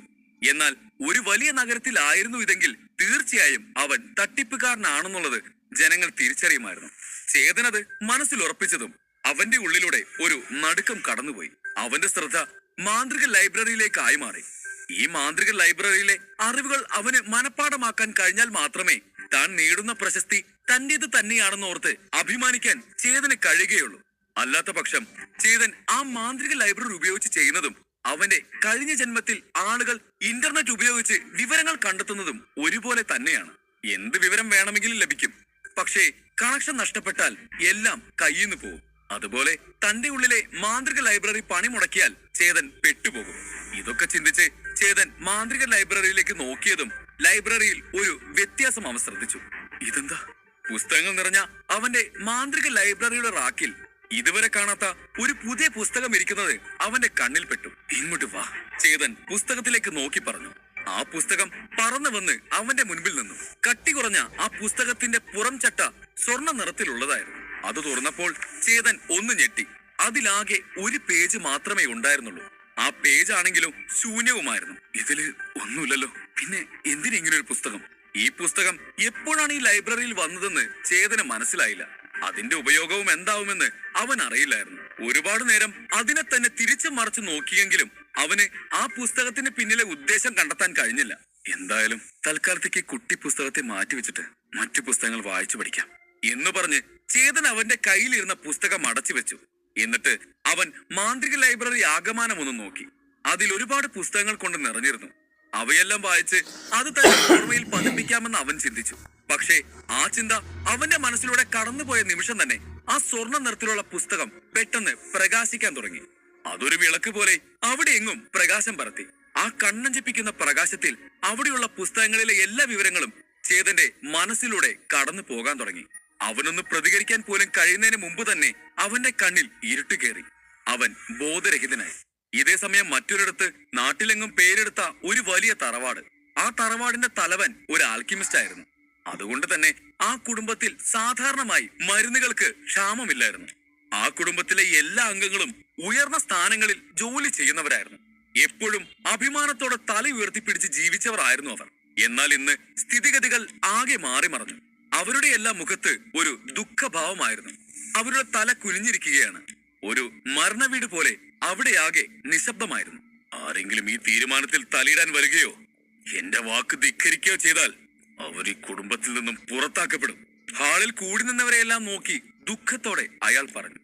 അത് മറ്റാരുമല്ല, ചേതനോട് സംവാദത്തിന് വന്ന 10 ആൽക്കിമിസ്റ്റുകളിൽ ഒരാളായ ദേവരാജായിരുന്നു. ആൽക്കമി യൂണിയനിൽ നിന്നുള്ള ക്ഷണം സ്വീകരിച്ചാണ് അയാൾ അന്ന് ആ സംവാദത്തിന് പോയത്. എന്നാൽ അയാളെ കണ്ട ഉടനെ ചേതൻ പറഞ്ഞത് അയാൾ ഉടൻ മരണപ്പെടുമെന്നാണ്. തന്റെ ശരീരം മെല്ലെ വയ്യാതായി മാറുന്നത് അയാളും തിരിച്ചറിഞ്ഞിരുന്നു. അതിനാൽ തന്റെ കുടുംബത്തെ അവിടെ നിന്നും വേറെ എവിടേക്കെങ്കിലും അയക്കാനുള്ള എല്ലാ സജ്ജീകരണങ്ങളും അയാൾ നടത്തി. അയാൾ ഒരു ആൽക്കിമിസ്റ്റ് ആയതുകൊണ്ടാണ് ആ നാട്ടിലെങ്ങും അയാളുടെ കുടുംബം പ്രശസ്തമായി മാറിയത്. താൻ മരണപ്പെടുന്ന ആ നിമിഷം തന്നെ തന്റെ ശത്രുക്കൾ ആ അവസരം മുതലെടുക്കാൻ ശ്രമിക്കുമെന്ന് അയാൾക്ക് അറിയാമായിരുന്നു. തന്റെ കുടുംബത്തെ നശിപ്പിക്കാൻ ശ്രമിക്കുന്ന എല്ലാവരും ഒത്തുചേർന്ന് അവർക്കെതിരെ തിരിയും. അങ്ങനെ സംഭവിച്ചാൽ ഉറപ്പായും അവരുടെ കൈകളിൽപ്പെട്ട് അയാളുടെ കുടുംബത്തിലുള്ളവർ കൊല്ലപ്പെടും. അതുകൊണ്ട് അങ്ങനെയൊരു അവസ്ഥയിൽ നിന്നും അവരെ രക്ഷിക്കാനാണ് അയാൾ തന്റെ കുടുംബത്തിലുള്ളവരോട് വിലപിടിപ്പുള്ള വസ്തുക്കളെല്ലാം വിറ്റ ശേഷം ഈ നഗരത്തിൽ നിന്നും ദൂരെ എവിടേക്കെങ്കിലും പോകാനായി ആവശ്യപ്പെട്ടത്. അവരോട് പിന്നെ ഇവിടേക്ക് തിരിച്ചു വരരുത് എന്ന് കർശനമായി തന്നെ ദേവരാജ് പറയുകയും ചെയ്തു. എന്നെക്കൊണ്ട് ഇതൊന്നും ഉൾക്കൊള്ളാൻ കഴിയില്ല, അവിടെ ഉണ്ടായിരുന്നവരിൽ ചിലർ പറഞ്ഞു. അയാളുടെ ഉത്തരവ് കേട്ട് അവർ കരയുകയായിരുന്നു. സത്യത്തിൽ അവരെല്ലാം അവിടെ സുഖജീവിതം നയിച്ചു വരികയായിരുന്നു. പെട്ടെന്ന് വീട് വിട്ടിറങ്ങാൻ പറഞ്ഞെന്ന വാർത്ത കേട്ട് അവർക്കെല്ലാം വിഷമമായി. മതി മതി കരഞ്ഞത്. ഒന്ന് സ്ഥലം മാറുന്ന കാര്യം പറയുമ്പോ തന്നെ കരഞ്ഞു വിളിക്കാൻ മാത്രം ബലഹീനരാണോ നിങ്ങൾ? ദേവരാജൻ അവരോട് ചോദിച്ചു. ദേവരാജന്റെ മകനാണ് ഈശ്വർ. തനിക്ക് ഇനി അധികം ആയുസില്ലെന്ന് മനസ്സിലാക്കിയതും ദേവരാജ് കുടുംബത്തിലെ തന്റെ സ്ഥാനം തന്റെ മകന് കൈമാറിയിരുന്നു. ഈശ്വർ അത് കേട്ട് തലയാട്ടി. അവൻ അവിടെ നിന്നും പോകാൻ ഒരുങ്ങിയതും ആരോ അവന്റെ അടുത്തേക്ക് വന്ന് ചെവിയിൽ എന്തോ മന്ത്രിച്ചു. അയാൾ തന്റെ ചെവിയിൽ മന്ത്രിച്ചത് കേട്ട് ആ ചെറുപ്പക്കാരന്റെ മുഖത്ത് പ്രതീക്ഷ നിഴലിച്ചു തുടങ്ങി. അയാൾ പറഞ്ഞത് മുഴുവൻ കേട്ടതും ഈശ്വർ ഉറക്കെ വിളിച്ചു, അച്ഛാ. എന്താ, എന്തിനാ ഇങ്ങനെ നിലവിളിക്കുന്നത്? അയാൾ തന്റെ കയ്യിലുള്ള ചായക്കപ്പ് ഒന്ന് മുറുക്കെ പിടിച്ചുകൊണ്ട് ഈശ്വരനെ രൂക്ഷമായി നോക്കി ചോദിച്ചു. തന്റെ മകൻ ഒരു കാര്യപ്രാപ്തി ഉള്ളവനാണ്. എപ്പോഴും എല്ലാ കാര്യങ്ങളും മനസ്സിലാക്കി പ്രവർത്തിക്കുന്ന പ്രകൃതക്കാരനാണ്. താൻ മരിച്ചാൽ ഉടനെ തന്നെ അവരെ ശത്രുക്കൾ ആക്രമിക്കുമെന്നും ഇതുവരെ സമ്പാദിച്ച സമ്പത്തെല്ലാം വെറുതെയായി പോകുമെന്നും ഈശ്വരനറിയാം. പിന്നെയും എന്തുകൊണ്ടാണ് അവൻ തന്റെ ഉത്തരവ് കേട്ടിട്ടും പോകാതെ നിൽക്കുന്നത് എന്ന് അയാൾ ശങ്കിച്ചു. അച്ഛാ, നമ്മുടെ നാട്ടിൽ ഒരു എസ് ലെവൽ അധ്യാപകൻ വന്നിട്ടുണ്ട്. അദ്ദേഹത്തോട് അച്ഛന്റെ പ്രശ്നങ്ങൾ പറഞ്ഞ ഉറപ്പായും അയാൾക്ക് അച്ഛനെ സഹായിക്കാൻ കഴിയും. ഈശ്വർ തന്റെ അച്ഛനോട് പറഞ്ഞു. എസ് ലെവൽ ടീച്ചറോ? സത്യമാണോ മോനെ? അതോ ഇനി ആളുകൾ വെറുതെ പറഞ്ഞ് പരത്തുന്നതാണോ? ദേവരാജ് ആശ്ചര്യത്തോട് ചോദിച്ചു. കാരണം ശരിക്കും ഒരു എസ് ലെവൽ അധ്യാപകൻ ആ നാട്ടിൽ വന്നിട്ടുണ്ടെങ്കിൽ എന്തുകൊണ്ടാണ് ഒരു 1 സ്റ്റാർ ആൽക്കെമിസ്റ്റ് ആയ താൻ അതിനെക്കുറിച്ചുള്ള വിവരം ഒന്നും കേൾക്കാതിരുന്നത് എന്ന് അയാൾ ചിന്തിച്ചു.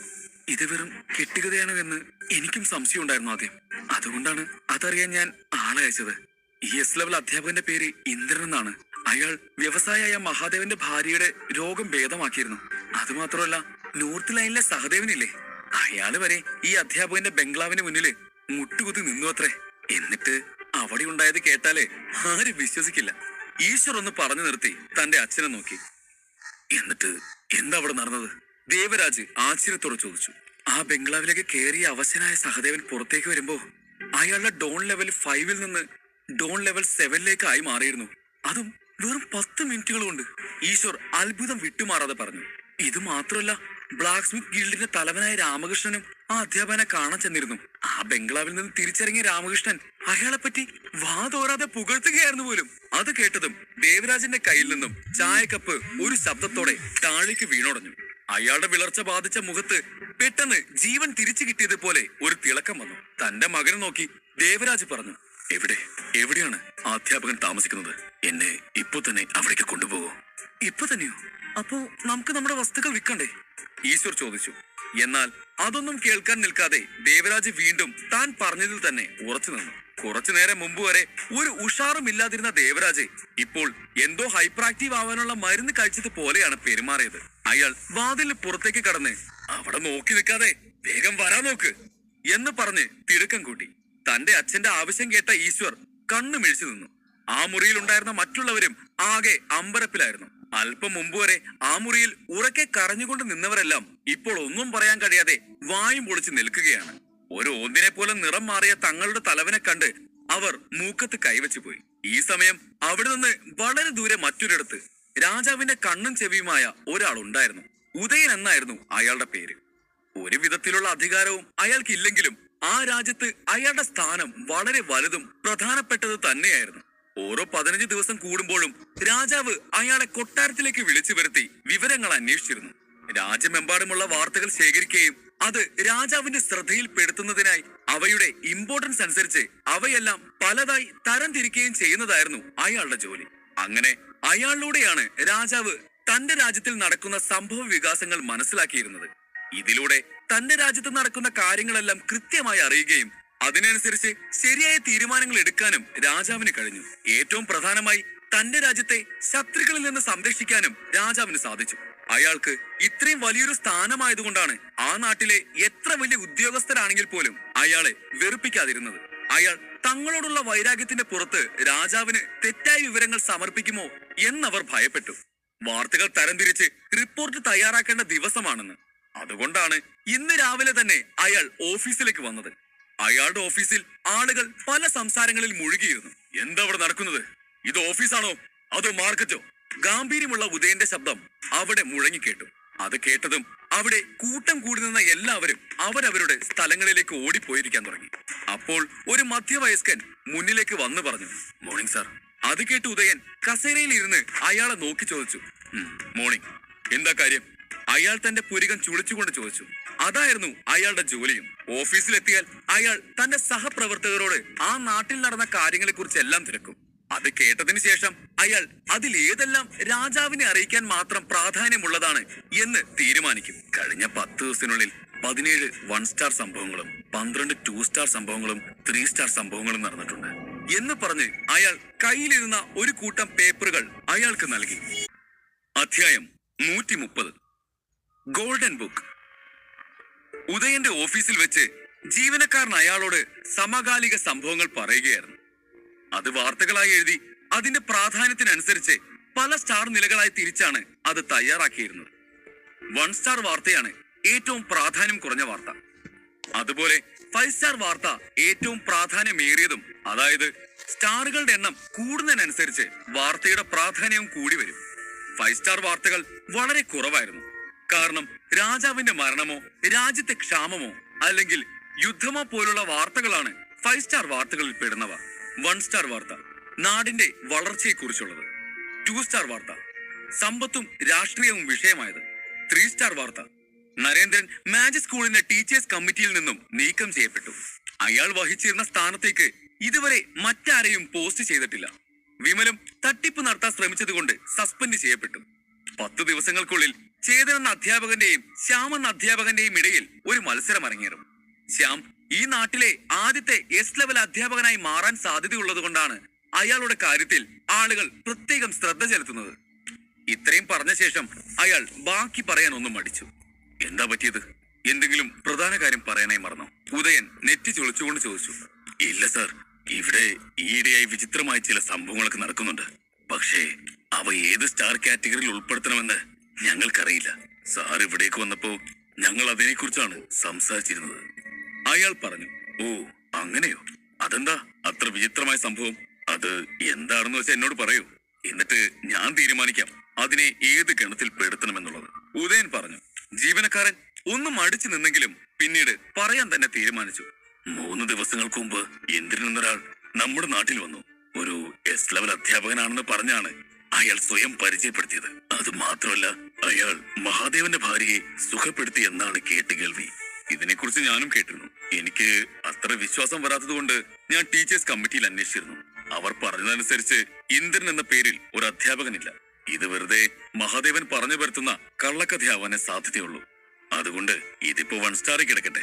ബാക്കി കൂടുതൽ അന്വേഷിച്ചതിന് ശേഷം മാറ്റണോ വേണ്ടയോ എന്ന് തീരുമാനിക്കാം. ഉദയൻ ഉത്തരവിട്ടു. എസ് ലെവൽ അധ്യാപകരെ ആളുകൾ അമൂല്യമായ നിധി പോലെയായിരുന്നു കണ്ടിരുന്നത്. ഒരു രാജ്യത്തിൽ ഒരു എസ് ലെവൽ അധ്യാപകൻ ഉണ്ടെങ്കിൽ തന്നെ അയാളെ കുറിച്ച് ലോകമെങ്ങും അറിയപ്പെടുമായിരുന്നു. അങ്ങനെയുള്ള ഒരു അധ്യാപകൻ ഈ നാട്ടിൽ വന്നിട്ടും എന്തുകൊണ്ട് അത് ആദ്യമേ തന്നെ ആരും അറിയാതെ പോയി എന്നുള്ള ചോദ്യമാണ് ഉദയനെ സംശയത്തിലാക്കിയത്. 1 സ്റ്റാറോ? ആ ജീവനക്കാരൻ ആശ്ചര്യത്തോടെ ചോദിച്ചു. സാർ, ഇത് നിങ്ങൾ ചിന്തിക്കുന്നത് പോലെ അത്ര നിസ്സാര കാര്യമല്ല. മഹാദേവന്റെ ഭാര്യ മാത്രമല്ല, സഹദേവനും അയാളെ കാണാനായി ആ ബംഗ്ലാവിന്റെ ഗേറ്റിന് മുമ്പിൽ മുട്ടിൽ നിൽക്കുകയായിരുന്നു. അത് മാത്രമല്ല, സഹദേവൻ ആ അധ്യാപകനെ കണ്ട് തിരിച്ചു വന്ന 10 മിനിറ്റിനുള്ളിൽ അയാളുടെ ഡോൺ ലെവൽ 2 ആണ് വർദ്ധിച്ചത്. അയാൾ പറഞ്ഞു. എന്ത്, 2 ലെവൽസ് മാറിയെന്നോ? അതും ഇത്ര ചെറിയ സമയത്തിനുള്ളിലോ? ഉദയൻ ആശയക്കുഴപ്പത്തോടെ ചോദിച്ചു. എന്നിട്ട് അങ്ങനെയാണെങ്കിൽ 2 സ്റ്റാർ ലെവലിലേക്ക് മാറ്റിയാലോ ഈ വാർത്ത എന്ന് അയാൾ ചോദിച്ചതും അയാളുടെ സഹപ്രവർത്തകൻ തുടർന്നു പറഞ്ഞു. സാർ, ഉച്ചയ്ക്ക് ബ്ലാക്ക് സ്മിത്ത് ഗിൽഡിന്റെ തലവനായ രാമകൃഷ്ണനും ഈ അധ്യാപകനെ കാണാനായി ബംഗ്ലാവിൽ പോയിരുന്നു. അയാളെ കണ്ടു പുറത്തിറങ്ങിയ രാമകൃഷ്ണൻ വാ തോരാതെ ഇന്ദ്രനെ പുകഴ്ത്തുകയായിരുന്നു എന്നാണ് കേട്ടത്. എന്ത്, രാമകൃഷ്ണനോ? ഉദയൻ അമ്പരപ്പോടെ ചോദിച്ചു. എങ്കിൽ പിന്നെ ഈ വാർത്ത 3 സ്റ്റാർ ആക്കിയാലോ എന്ന് അയാൾ ചോദിച്ചു. അത് മാത്രമല്ല സാർ, ഇന്ന് രാവിലെ മുതൽ ആൽക്കമി യൂണിയന്റെ തലവനായ ജിജേഷും ആൽക്കമിസ്റ്റായ ദേവരാജും ഈ അധ്യാപകനെ കാണാനായി ബംഗ്ലാവിന് മുമ്പിൽ കാത്തു നിൽക്കുകയാണ്. സഹപ്രവർത്തകൻ പറഞ്ഞു. എങ്കിലിത് 4 സ്റ്റാർ അല്ല, 5 സ്റ്റാർ വാർത്തയാണ്. എനിക്ക് ഉടനെ തന്നെ ഇത് രാജാവിനെ അറിയിക്കണം. ഉദയൻ തിടുക്കത്തിൽ പറഞ്ഞു. 5 സ്റ്റാർ വാർത്തയോ? ഓക്കെ സാർ, സഹപ്രവർത്തകൻ മറുപടി പറഞ്ഞു. ഈ സമയത്തിനുള്ളിൽ ഈ എസ് ലെവൽ അധ്യാപകനെ കുറിച്ചുള്ള വാർത്ത രാജ്യത്തിന്റെ പല ഭാഗങ്ങളിലായി കാട്ടുതീ പോലെ പടർന്നിരുന്നു. പലരും പലതും പറഞ്ഞുകൊണ്ടിരുന്നു. നോർത്ത് ലൈനിലെ സഹദേവൻ പകൽ മുഴുവൻ ആ അധ്യാപകന്റെ ബംഗ്ലാവിന് മുമ്പിൽ മുട്ടുകുത്തി നിന്നെന്നോ? അയാളെ അങ്ങനെ അധിക്ഷേപിച്ചിട്ടും അയാൾക്ക് ദേഷ്യം വന്നില്ലെന്നോ? അതുമല്ല, സഹദേവന്റെ ഡോൺ ലെവൽ 10 മിനിറ്റ് കൊണ്ട് വർദ്ധിച്ചു അത്രേ. ഇതൊക്കെ സത്യമാണോ? എങ്കിൽ എനിക്ക് തെറ്റുപറ്റിയതാണ്. അയാളെ സംശയിക്കരുതായിരുന്നു. അയാൾ ശരിക്കും ഒരു എസ് ലെവൽ അധ്യാപകൻ തന്നെയായിരിക്കും. അതെ, ഒരു എസ് ലെവൽ അധ്യാപകന് മാത്രമേ സഹദേവനെ പോലെ ഒരാളെ മുട്ടുകുത്തിക്കാൻ കഴിയൂ. അത് മാത്രമല്ല, രാമകൃഷ്ണനും അല്പം തലക്കനമുള്ള ആളാണ്. അയാളെ കുറിച്ച് പുകഴ്ത്തി പറയണമെങ്കിൽ അയാൾ ശരിക്കും ഒരു എസ് ലെവൽ അധ്യാപകനായിരിക്കണം. വേഗമാവട്ടെ, ഉടൻ തന്നെ അയാളെ കാണാനുള്ള അപ്പോയിന്റ്മെന്റ് എടുക്ക്. എന്താ, അയാൾ അത്ര പെട്ടെന്നൊന്നും ആരെയും കാണില്ലെന്നോ? കാണണമെങ്കിൽ 3 ലക്ഷം രൂപ കൊടുക്കണമെന്നോ? അതിലും കാര്യമില്ലാതില്ല. അയാൾ ഇങ്ങനെ ഒരു ലിമിറ്റേഷൻ വെച്ചില്ലെങ്കിൽ എല്ലാവരും അയാളെ കാണാനായി ചെല്ലും. പിന്നെ എങ്ങനെ അയാൾക്ക് വിശ്രമിക്കാനായി സമയം കിട്ടാനാണ്? നഗരത്തിലെ ഒട്ടുമിക്ക സമ്പന്നരുടെയും വീട്ടിൽ ഇങ്ങനെ പല സംസാരങ്ങളും നടക്കുന്നുണ്ടായിരുന്നു. അവർക്കൊക്കെ ആദ്യം ഈ ഇന്ദ്രൻ ഒരു എസ് ലെവൽ അധ്യാപകൻ തന്നെയാണോ എന്നുള്ള സംശയമായിരുന്നു. എന്നാൽ ഇപ്പോൾ ആ സംശയമെല്ലാം മാറുകയും അവരെല്ലാം അയാളെ കാണുവാനായി ക്യൂ നിൽക്കാൻ തുടങ്ങുകയും ചെയ്തു. സമയം കടന്നുപോയി. അബോധാവസ്ഥയിലായിരുന്ന ചേതന് ബോധം തിരിച്ചു കിട്ടി. തലയിൽ കൈവച്ചുകൊണ്ട് ചേതൻ എഴുന്നേറ്റു. ബോധം വന്ന ഉടനെ തന്നെ അവന് മനസ്സിലായി ഒന്നുണ്ട്. അവന്റെ മനസ്സിൽ അളവറ്റത്ര അറിവുണ്ടായിരുന്നു എന്നുള്ളത്. ആ സുവർണ പുസ്തകത്തിന്റെ വെളിച്ചത്തിൽ തിളങ്ങിയ ആ ലൈബ്രറിയിലെ ഓരോ പുസ്തകങ്ങളിലെ വിവരങ്ങളും ചേതന്റെ മനസ്സിൽ പതിഞ്ഞിരുന്നു. ചേതന് ഇതൊന്നും വിശ്വസിക്കാൻ കഴിഞ്ഞില്ല. ആ സുവർണ പുസ്തകത്തിന് മാന്ത്രിക ലൈബ്രറിയിലെ എല്ലാ പുസ്തകങ്ങളിലെയും അറിവ് എങ്ങനെ എന്റെ മനസ്സിലേക്ക് എത്തിക്കാൻ കഴിഞ്ഞു? ചേതൻ അവിശ്വസനീയതയോടെ മന്ത്രിച്ചു. മുൻപ് ഓരോ തവണയും ഉത്തരങ്ങൾക്കായി അവന് ലൈബ്രറിയിൽ നിന്ന് വ്യത്യസ്ത പുസ്തകങ്ങൾ തുറക്കണമായിരുന്നു. എന്നാൽ ഇനി അവന് അങ്ങനെ ചെയ്യേണ്ട ആവശ്യമില്ല. കാരണം ലൈബ്രറിയിലെ എല്ലാ പുസ്തകങ്ങളും അവൻ മനഃപ്പാഠമാക്കി കഴിഞ്ഞിരുന്നു. അതായത് ആ ലൈബ്രറിയിലെ എല്ലാ അറിവുകളും അവന് സ്വന്തമായി മാറി. ലൈബ്രറിയുടെ സഹായമില്ലാതെ അറിവുകളെല്ലാമുള്ള ഒരു യഥാർത്ഥ ആൽക്കിമിസ്റ്റായി അവൻ മാറി. അല്ല, ആ സുവർണ പുസ്തകം എവിടെ? ചേതൻ ചിന്തിച്ചു. എന്നിട്ട് അവൻ ലൈബ്രറിയിലേക്ക് വീണ്ടും നോക്കി. ആ സുവർണ പുസ്തകം അവിടെ ഉണ്ടായിരുന്നെങ്കിലും അതിലുണ്ടായിരുന്ന ആ ശൂന്യമായ പേജ് അപ്രത്യക്ഷമായിരുന്നു. ഇതെങ്ങനെ? ചേതൻ പിറുപിറുത്തു. ആ പുസ്തകം എടുത്തതും ശൂന്യമായ പേജ് കണ്ടതും അപ്രതീക്ഷിതമായി അവന്റെ മനസ്സിലേക്ക് അറിവുകൾ എത്തിച്ചേർന്നതും ഒരുമിച്ചാണ്. ഇത് ആ പുസ്തകത്തിന്റെ പ്രത്യേക കഴിവായിരിക്കണം. എന്നാലും ഈ പുസ്തകം എങ്ങനെയാണ് രൂപപ്പെട്ടത്? ഈ ഒരു രീതിയിൽ ഒരു പുസ്തകത്തിലെ അറിവ് എന്റെ യഥാർത്ഥ അറിവാക്കി മാറ്റുന്നത് വളരെ എളുപ്പമാണ്. മാന്ത്രിക ലൈബ്രറിയുടെ സഹായത്തോടെ ആണെങ്കിൽ പോലും ചേതനെ അതിലുള്ള പുസ്തകങ്ങളെയെല്ലാം വായിച്ച് മനസ്സിലാക്കി മനഃപ്പാഠമാക്കാൻ അറ്റ്ലീസ്റ്റ് 2 വർഷമെങ്കിലും എടുക്കുമായിരുന്നു. എന്നാൽ ഈ സുവർണ പുസ്തകം മിന്നിത്തിളങ്ങിയതോടെ അതെല്ലാം എളുപ്പത്തിൽ അവന്റെ മനസ്സിൽ പതിഞ്ഞു. അവന് മനസ്സിൽ വിചാരിച്ച കാര്യം പെട്ടെന്ന് തന്നെ സാധിക്കാനും പറ്റി. ചേതൻ ഒന്ന് ജനലിലൂടെ പുറത്തേക്ക് നോക്കിയതും ഞെട്ടിപ്പോയി. ഇതെന്താ, ഞാൻ ഒരു രാത്രി മുഴുവനും അബോധാവസ്ഥയിലായിരുന്നു. ചേതൻ ഞെട്ടലോടെ പിറുപിറുത്തു. ഇത്രയും നേരം ചേതൻ അബോധാവസ്ഥയിലായിരുന്നു എന്ന് ആരും അറിയാനിടയില്ല. വിശ്രമിക്കാൻ വന്നതാണല്ലോ ഇന്ദ്രൻ സാർ അവിടെ. അത് ചെയ്യുകയായിരിക്കും എന്നെല്ലാവരും കരുതിയിരിക്കാം. ഒരു ചുമയുമായി ചേതൻ തന്റെ മുറിയിൽ നിന്നും ഇറങ്ങി വന്നു. അവന് നന്നേ വിശക്കുന്നുണ്ടായിരുന്നു. അതുകൊണ്ട് അവൻ എന്തെങ്കിലും കഴിക്കാൻ നോക്കാൻ തുടങ്ങി. അപ്പോഴാണ് മോഹൻ അവന്റെ അടുത്തേക്ക് വന്നത്. ഇന്ദ്രൻ സാർ, സാറിനെ കാണാൻ ആൽക്കമി യൂണിയന്റെ തലവനായ ജിജേഷും ആൽക്കമിസ്റ്റായ ദേവരാജും വന്നിട്ടുണ്ട്. മോഹൻ പറഞ്ഞു. എന്ത്, ജിജേഷും ദേവരാജു? ചേതൻ ആശ്ചര്യത്തോട് ചോദിച്ചു. പുറത്തു നിൽക്കുന്ന ഇരുവർക്കും ചേതനെ അറിയാമെങ്കിലും അവനാണ് ഇവിടെ ഇന്ദ്രനായി വേഷം കെട്ടി നിൽക്കുന്നതെന്ന് അവർക്കറിയില്ലല്ലോ. പിന്നെയും എന്തിനാവും അവർ ഇവിടെ തന്നെ തിരക്കി വന്നത് എന്ന് അവൻ ചിന്തിച്ചു. അവർ രണ്ടുപേരും വന്നിട്ട് കുറെ നേരമായോ? ചേതൻ ചോദിച്ചു. ഇല്ല സാർ, അവർ വന്നിട്ട് വെറും 4 മണിക്കൂർ മാത്രമേ ആയിട്ടുള്ളൂ. മോഹൻ മറുപടി കൊടുത്തു. മോഹനെ സംബന്ധിച്ചിടത്തോളം ഇവിടെ സന്ദർശകർ ഒരു ദിവസം മുഴുവനും വരെ കാത്തിരിക്കാറുണ്ട്. അതുകൊണ്ട് വെറും 4 മണിക്കൂർ കാത്തിരുന്നത് അയാൾക്ക് വലിയ കാര്യമായി തോന്നിയില്ല. യജമാനൻ ഇന്നലെ സൂര്യൻ അസ്തമിച്ചപ്പോൾ ഉറങ്ങാനായി പോയതാണ്. അയാൾ എന്നിട്ട് എഴുന്നേറ്റത് സൂര്യൻ ഉദിച്ചുയർന്ന് ആകാശത്തിന്റെ നടുവിലെത്തിയപ്പോഴും. ഒരു എസ് ലെവൽ അധ്യാപകൻ ഇത്രയധികം നേരം ഉറങ്ങുമെന്ന് മോഹന് ഇപ്പോഴാണ് മനസ്സിലായത്. ഉറങ്ങുകയായിരുന്നതിനാൽ മോഹൻ അയാളെ ശല്യപ്പെടുത്താൻ ആഗ്രഹിച്ചില്ല. അതുകൊണ്ട് ഇരുവരോടും പുറത്ത് കാത്തു നിൽക്കാൻ പറഞ്ഞു. 4 മണിക്കൂറൊക്കെ കാത്തിരിക്കേണ്ടി വരുമെന്ന് അവർക്കറിയില്ലായിരുന്നുവെങ്കിലും അവർ ശാന്തതയോടെ തന്നെ കാത്തിരുന്നു. ഒരു പരാതിയും പറഞ്ഞില്ല. ദേവരാജ് സാർ 3 ലക്ഷം രൂപയും കെട്ടിവെച്ചിട്ടുണ്ട്, നീ നോക്ക്. മോഹൻ ആ പണം കാണിച്ചുകൊണ്ട് പറഞ്ഞു. അവരോട് വരാൻ പറയൂ. ചേതൻ ഉത്തരവിട്ടു. കുറച്ച് മിനിറ്റുകൾക്ക് ശേഷം ജിജേഷും ദേവരാജും ആ മുറിയിലേക്ക് കയറി വന്നു. ഇന്ദ്രൻ സാർ, ഒരു എസ് ലെവൽ അധ്യാപകന് മുൻപിൽ ജാട കാണിച്ചു വരാൻ ആരും ധൈര്യപ്പെടില്ല. അതുകൊണ്ട് 2 പേരും വന്ന ഉടനെ അയാളെ വണങ്ങി. ദേവരാജ് ആദ്യം ഇവിടേക്ക് തനിച്ചാണ് വരാനിരുന്നത്. എന്നാൽ ജിജേഷിനെ കൂടി കൂട്ടിയാൽ തനിക്ക് എസ് ലെവൽ അധ്യാപകനെ കാണാനുള്ള സാധ്യത വർദ്ധിപ്പിക്കും എന്ന് അയാൾ കരുതി. നിങ്ങളിങ്ങനെ വണങ്ങേണ്ട ആവശ്യമൊന്നുമില്ല. എന്റെ ഊഹം ശരിയാണെങ്കിൽ നിങ്ങളിവിടെ വന്നത് ഈ ആൽക്കമിസ്റ്റ് ദേവരാജന്റെ രോഗത്തെക്കുറിച്ച് സംസാരിക്കാനാണ്. നിങ്ങളതിന് ഒരു പരിഹാരം കണ്ടെത്താൻ ആഗ്രഹിക്കുന്നു, ശരിയല്ലേ? ചേതൻ ചോദിച്ചു. അവനന്ന് സംവാദത്തിൽ നടന്നതെല്ലാം ഓർത്തു. ദേവരാജിനെതിരെ ആരോ കൂടോത്രം ചെയ്തിരുന്നു. അതുകൊണ്ട് അയാൾ ഇപ്പോൾ പതുക്കെ മരണത്തിലേക്ക് അടുക്കുകയായിരുന്നു. അന്ന് സംവാദത്തിനിടയിൽ ദേവരാജിന്റെ സ്വഭാവം ചേതൻ അത്ര പിടിക്കാത്തത് കൊണ്ട് അവൻ എങ്ങനെ മരണത്തിൽ നിന്ന് രക്ഷപ്പെടാം എന്നതിന്റെ പൂർണ്ണമായ പരിഹാരം അയാൾക്ക് പറഞ്ഞു കൊടുത്തിരുന്നില്ല. അതുപോലെ ദേവരാജന് സ്വന്തമായും ഒരു പരിഹാരം കണ്ടെത്താൻ കഴിഞ്ഞില്ല. അതുകൊണ്ടാണ് നാട്ടിലൊരു എസ് ലെവൽ അധ്യാപകൻ വന്നിട്ടുണ്ടെന്നറിഞ്ഞതും അയാൾ തന്റെ ജീവൻ രക്ഷിക്കാനായി ഇവിടേക്ക് ഓടിയെത്തിയത്. ചേതനിപ്പോൾ അയാളെ രക്ഷിക്കുന്നതിൽ ഒരു പ്രശ്നവുമില്ല. അല്ലെങ്കിലും പണം കിട്ടുന്ന സ്ഥിതിക്ക് അവൻ എന്തിനു മടിക്കണം? ചേതന്റെ വാക്കുകൾ കേട്ട് ജിജേഷും ദേവരാജും ഭയത്തിൽ മുട്ടുകുത്താൻ വരെ പോയി. ഒരു എസ് ലെവൽ അധ്യാപകനെ ഒരാളുടെ രോഗം മനസ്സിലാക്കാൻ അയാളുടെ ആയോധന കലയോ മരുന്നുണ്ടാക്കുന്ന രീതിയോ അല്ലെങ്കിൽ രോഗലക്ഷണങ്ങൾ ഒന്നും തന്നെയും നോക്കേണ്ട ആവശ്യമില്ലേ? ഇതെങ്ങനെ അദ്ദേഹത്തിന് ഒറ്റ നോട്ടത്തിൽ തന്നെ പ്രശ്നങ്ങൾ കണ്ടുപിടിക്കാൻ കഴിഞ്ഞു? ഇതാണോ ഇനി അദ്ദേഹത്തിന്റെ കഴിവ്? ഭാവി പ്രവചിക്കുന്നവർക്ക് പോലും ഇതൊന്നും കണ്ടുപിടിക്കാൻ കഴിയില്ല. അങ്ങനെയുള്ളപ്പോൾ ഇദ്ദേഹം അവരെക്കാൾ മിടുക്കനാണോ? തന്റെ മുമ്പിൽ നിൽക്കുന്ന അധ്യാപകന് ഒറ്റ നോട്ടത്തിൽ തന്നെ തന്റെ രോഗം കണ്ടുപിടിക്കാൻ കഴിഞ്ഞിട്ടുണ്ടെങ്കിൽ തന്നെ രോഗം അത്രയ്ക്ക് ഗുരുതരമാണോ എന്ന് ചിന്തിച്ച് ദേവരാജ് ആകെ ഭയത്തിലായി. ആ തളിക എവിടെ? അതിനെ നിങ്ങൾ കളഞ്ഞോ? കൊടുത്ത വാക്ക് പാലിക്കാതിരിക്കുന്നത് നിങ്ങളെപ്പോലെ ഒരാൾക്ക് ചേർന്ന കാര്യമല്ല. ഒരു ആൽക്കമിസ്റ്റ് എപ്പോഴും കൊടുത്ത വാക്ക് പാലിക്കുന്ന ആളായിരിക്കണം. അതിപ്പോ മരിച്ചൊരാൾക്ക് കൊടുത്ത വാക്കാണെങ്കിൽ പോലും. ചേതൻ ചോദിച്ചത് കേട്ട് ഞെട്ടി നിൽക്കുന്ന അവരെ ഒന്ന് ശ്രദ്ധിക്കുക പോലും ചെയ്യാതെ ചേതൻ ആ പുസ്തകത്തിൽ ഉണ്ടായിരുന്നതൊക്കെ ഓർത്തെടുത്ത് പറയാൻ തുടങ്ങി. മറുപടി പറയാത്തതിനാൽ അവൻ 2 പേരെയും നോക്കി. അവരുടെ മുഖം വിളറിയിരുന്നത് അവൻ കണ്ടു. അതിലും ദേവരാജിന്റെ അവസ്ഥയായിരുന്നു പരിതാപകരം. അയാളുടെ ദേഹമാസകലം വിറച്ച് അയാൾ താഴേക്ക് മുട്ടുകുത്തി വീണു. സാർ, എന്നെ രക്ഷിക്കണം, പ്ലീസ്, എന്നെ രക്ഷിക്കണം. ചേതന മുമ്പിൽ മുട്ടുകുത്തിക്കൊണ്ട് അയാൾ പറഞ്ഞു. ദേവരാജ് മരിച്ചുപോയ തന്റെ സുഹൃത്തിന്റെ കയ്യിൽ നിന്നാണ് തളിക എടുത്തതെന്ന് ആർക്കും അറിയില്ല. എന്തിന്? അന്ന് സംഭവത്തിൽ ചേതന് പോലും ഇത് മുഴുവനായി ഊഹിച്ച് പറയാൻ സാധിച്ചില്ല. അങ്ങനെയുള്ളപ്പോൾ ഈ അധ്യാപകൻ ഒന്ന് അന്വേഷിക്കുക പോലും ചെയ്യാതെ സത്യം കണ്ടെത്തിയെങ്കിൽ അയാൾ ദൈവമല്ലേ? ദേവരാജ് ചിന്തിച്ചു. ഇന്ദ്രൻ സാർ പറഞ്ഞത് സത്യമാണോ? ജിജേഷ് ചിന്തിച്ചു. ദേവരാജിന് എന്താണ് സംഭവിച്ചതെന്ന് അയാൾക്ക് കൃത്യമായി അറിയില്ലെങ്കിലും ദേവരാജിന്റെ മുഖഭാവം കണ്ട് ഇന്ദ്രൻ പറഞ്ഞത് അത്രയും സത്യമായിരിക്കണമെന്ന് അയാൾ മനസ്സിലാക്കി. ജിജേഷിന് അതോടെ ഇന്ദ്രനോട് വല്ലാത്ത ബഹുമാനം തോന്നി. ഒന്നും അറിയാതെയും ചോദിക്കാതെയും മുന്നിലിരുന്ന ആൾ ഒറ്റ നോട്ടത്തിൽ രോഗത്തിന്റെ ലക്ഷണങ്ങളും കാരണവും പറഞ്ഞു തന്നത് അയാളെ അത്ഭുതപ്പെടുത്തി. ആദ്യം ആ തളിക അതിന്റെ ഉടമയെ അടക്കം ചെയ്ത അതേ സ്ഥലത്ത് കുഴിച്ചിടുക. എന്നിട്ട് നിങ്ങളുടെ വാഗ്ദാനം നിറവേറ്റുക. അതിനുശേഷം 6 മാസത്തേക്ക് എനർജി ഗുളികകൾ കഴിക്കുക.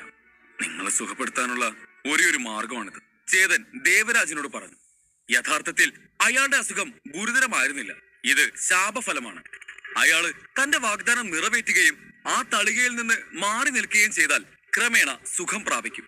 Thank you Indran sir, Devaraj കൂപ്പ് കൈകളോടെ പറഞ്ഞു. ഒറ്റ നോട്ടത്തിൽ രോഗം പറയാൻ കഴിയുന്നവനെ പ്രതിവിധിയും അറിയാം. ഇപ്പോൾ തന്റെ പ്രശ്നത്തിന് ഒരു പരിഹാരം കിട്ടിയതോടെ അയാൾ നന്നേ സന്തോഷത്തിലായി. കൂടുതൽ നേരം അവിടെ നിന്ന് ചേതനെ ബുദ്ധിമുട്ടിക്കാതെ ഇരുവരും അവിടെ നിന്നും തിരിച്ചുപോയി. അധ്യായം 131. ചേതനെ കൊടുക്കാൻ പെയിന്റിംഗ് കോമ്പറ്റീഷൻ. ദേവരാജിനെ താൻ ഇന്ദ്രൻ സാറിനെ കണ്ടതെല്ലാം ഒരു സ്വപ്നം പോലെയാണ് തോന്നിയത്.